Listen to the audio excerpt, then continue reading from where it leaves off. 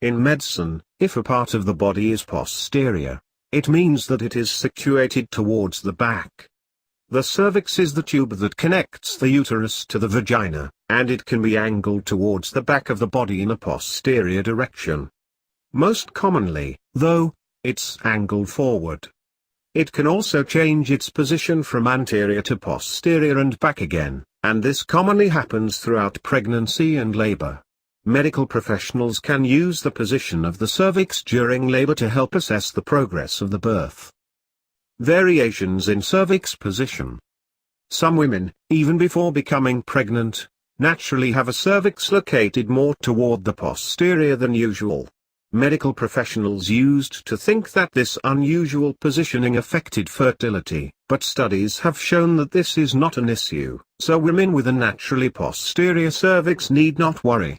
It is not generally considered a medical condition, although in rare cases, endometriosis can both cause the unusual backward tilting as well as fertility problems.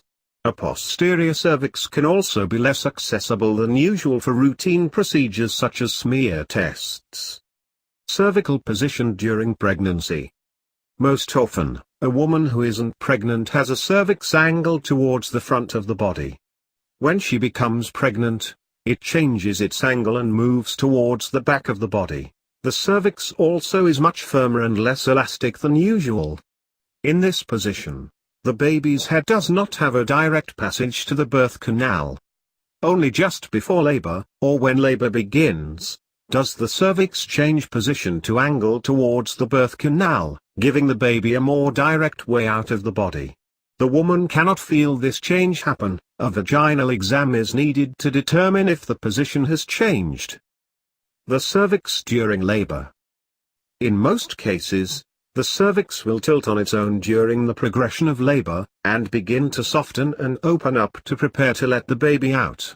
Medical professionals can tell where it is angled by performing a vaginal examination on the laboring woman, and this can provide some information as to how far along the labor is. If the cervix has not angled towards the front, anterior cervix, and is still in a relatively posterior position, then the woman is still at the beginning of her labor.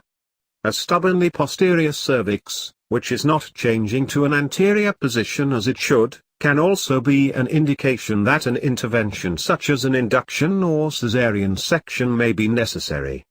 This is not always the case, however, and a medical professional needs to have this determination.